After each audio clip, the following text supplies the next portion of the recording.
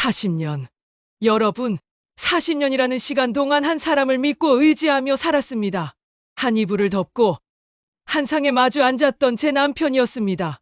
그가 세상을 떠났을 때 저는 깊은 슬픔에 잠긴 유일한 아내였죠.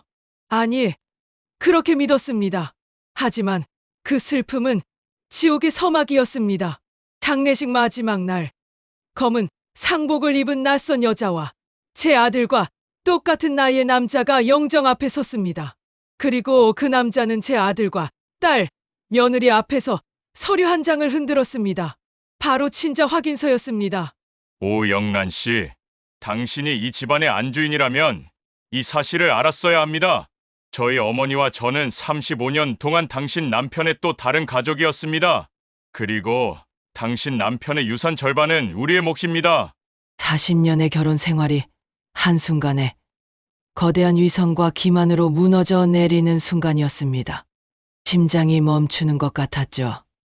사랑했던 남편이 제게 남긴 것은 거액의 재산이 아니라 복수심과 증오가 가득한 끝없는 전쟁터였습니다.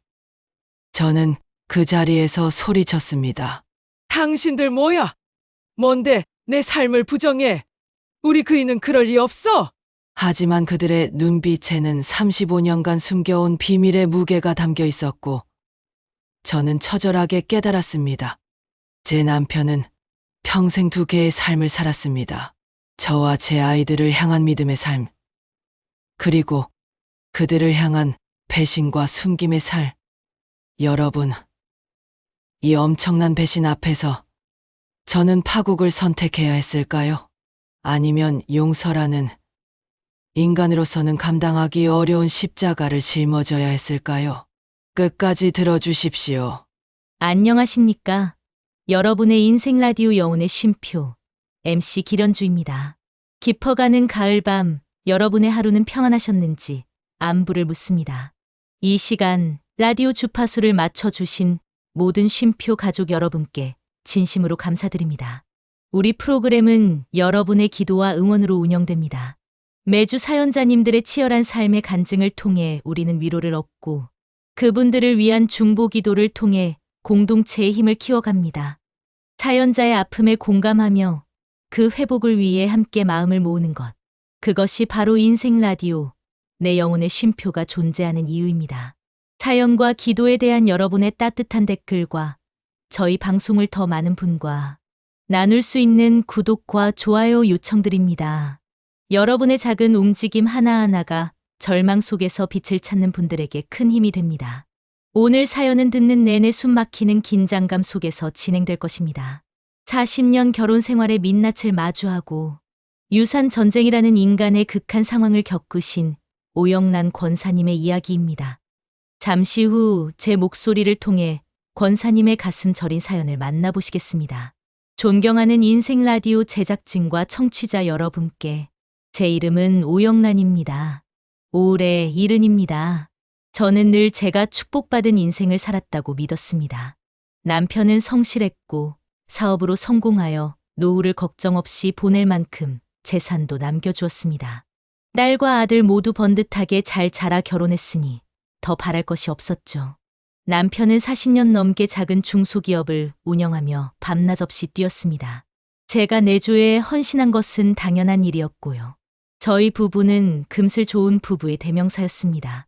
남들은 저희를 보며 모범적인 가정이라고 칭송했습니다. 특히 남편은 매년 11월이면 지방사업 확장 문제로 3일 정도 혼자 출장을 다녀왔습니다. 저는 내심 서운했지만 가족을 위한 일이라 생각하며 군말 없이 늘 그를 응원했죠. 돌아올 때면 제게 꼭 제가 좋아하는 백합을 사다 주었으니 의심할 이유가 없었습니다. 그러다 재작년 남편이 갑작스러운 심장마비로 세상을 떠났습니다. 청천벽력 같았죠. 40년의 동반자를 잃은 슬픔은 말로 다 할 수 없었습니다. 하지만 유언장을 확인하고는 마음 한편으로 안도했습니다. 모든 재산이 저와 자녀들에게 남겨진다는 내용이었거든요. 저는 남편의 마지막까지 저희 가족을 지켜주려 했다는 믿음에 감사하며 남은 인생을 남편 몫까지 열심히 살기로 다짐했습니다. 그 슬픔과 평온이 교차하던 장례식 셋째 날, 그들이 나타나기 전까지는 말입니다. 그날의 충격은 마치 지진이 나서 제가 살던 세상이 통째로 무너지는 것과 같았습니다. 40년 결혼 생활이 단 한 번의 거짓말로 송두리째 부정당하는 고통. 여러분, 이 고통을 겪지 않고는 이 감정을 이해할 수 없을 것입니다. 장례식장에 나타난 여인과 청년은 너무나도 당당했습니다. 특히 그 청년의 눈빛은 제 아들을 닮은 듯 했지만 저를 향한 원망과 분노로 가득 차 있었습니다. 그는 자신이 남편의 혼외자이며 법적으로 상속권이 있는 자녀임을 주장했습니다. 남편이 20년 전부터 특정 지역의 집을 얻어 두 집 살림을 해왔다는 것이었습니다. 제가 아무리 말도 안 된다고 소리쳐도 그는 친자 확인, 서류와 함께 남편이 그들에게 보냈던 생활비 송금 기록까지 증거로 들이밀었습니다. 아이들은 격분했습니다. 어떻게 아버지께서 이러실 수 있냐며 어머니인 저보다 더 큰 배신감을 느꼈죠. 아이들은 즉시 변호사를 선임하여 유산 상속 소송에 돌입했습니다. 저는 이미 슬픔보다 분노가 제 영혼을 지배하고 있었습니다.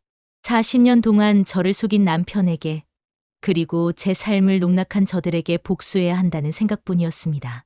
소송 과정은 진흙탕 싸움이었습니다.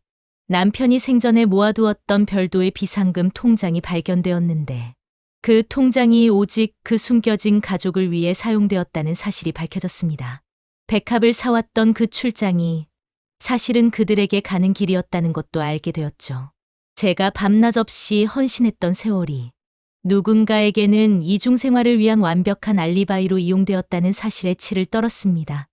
그 여인과 사생하는 남편이 자신들에게 남긴 유언이라며 남편이 작성한 비밀 편지를 공개했습니다. 편지에는 오영란에게 죄가 없다. 하지만 그녀에게는 진실을 말할 용기가 없었다. 부디 아이들의 미래를 위해 최선을 다해달라는 내용이 담겨 있었습니다.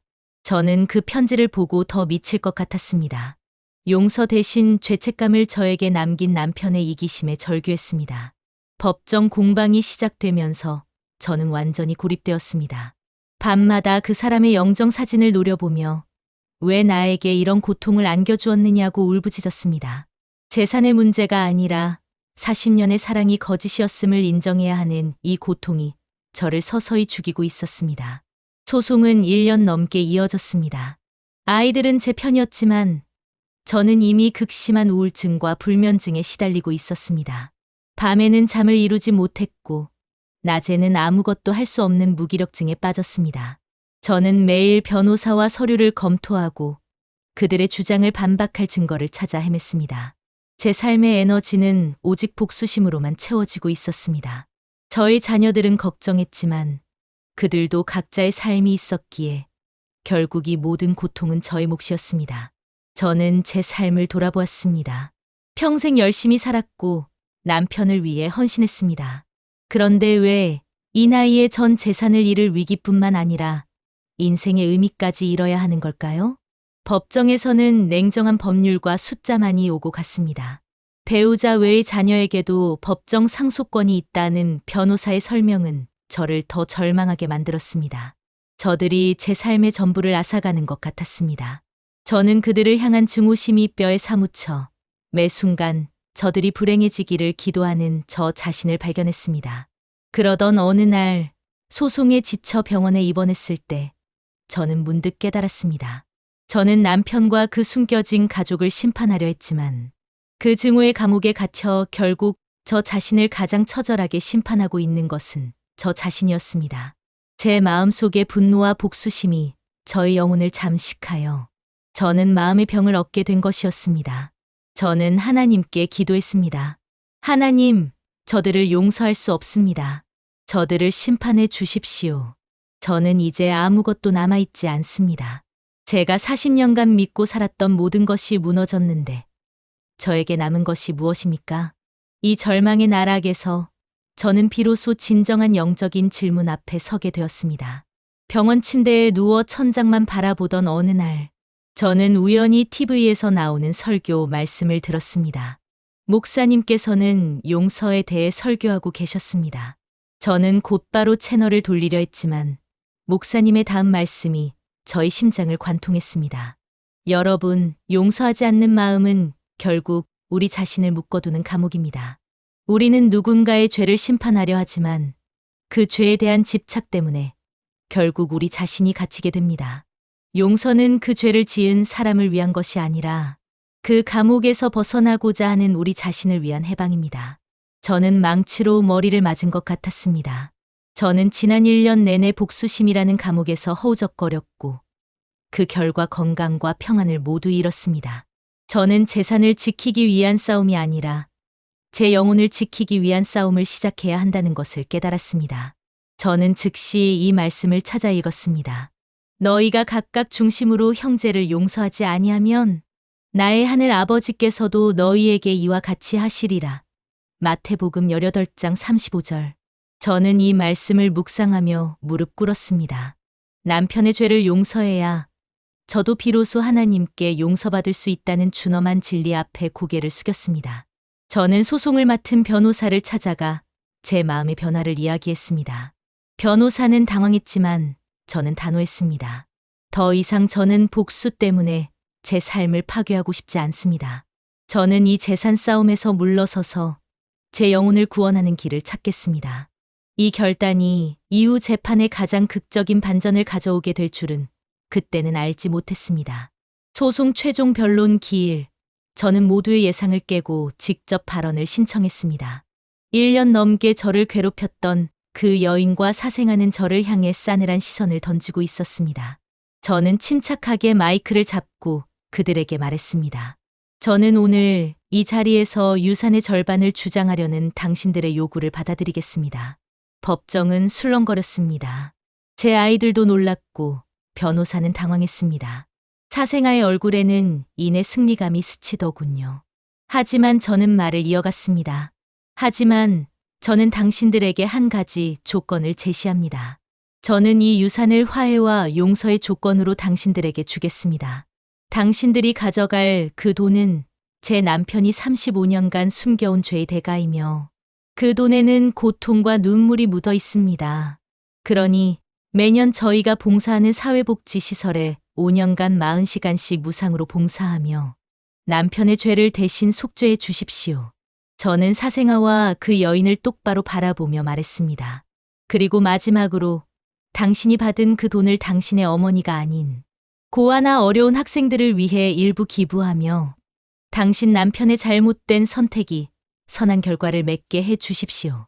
이것이 제가 당신들에게 주는 진정한 유산입니다. 사생아는 무너져 내렸습니다. 그는 돈을 얻기 위해 소송을 걸었지만 그 돈에 붙은 용서의 조건 앞에서 극심한 죄책감과 감동을 느낀 것 같았습니다. 법정을 나서는 길, 그는 저에게 다가와 눈물로 말했습니다. 권사님, 저는 권사님의 용서를 받을 자격이 없습니다. 하지만 저는 평생 이 봉사의 조건이 제게 남겨진 가장 소중한 유산임을 잊지 않겠습니다. 저는 재산을 잃었습니다. 하지만 저는 증오와 복수심을 버리고 용서와 사랑이라는 가장 값진 유산을 얻었습니다.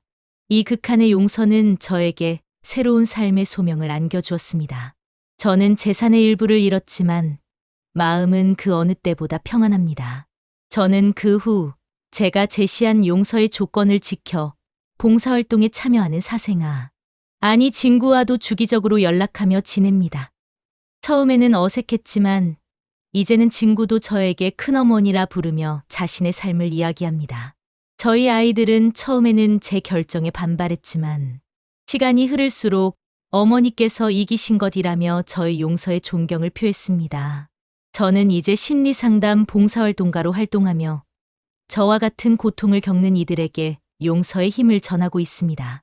남편은 저에게 40년의 거짓을 남겼지만 저는 그 거짓을 딛고 영원한 진리를 찾았습니다. 제가 남편의 죄를 용서함으로써 남편이 원했던 진정한 평화를 제가 이루어냈음을 깨닫습니다. 이제 저는 돈이 아닌 용서하는 마음과 사랑을 제 삶의 가장 중요한 가치로 삼고 살고 있습니다.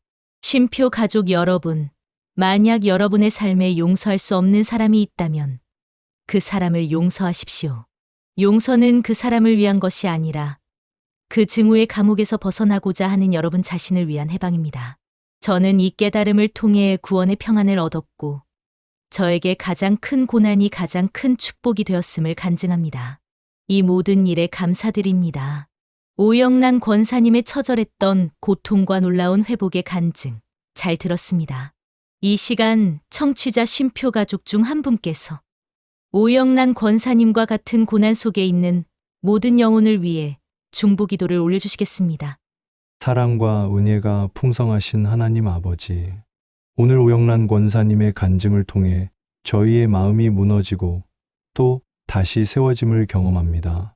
배우자의 배신, 유산의 문제, 가정의 파국이라는 극심한 고통 속에서 권사님께서 분노 대신 용서를 선택하신 그 숭고한 결단에 감사드립니다.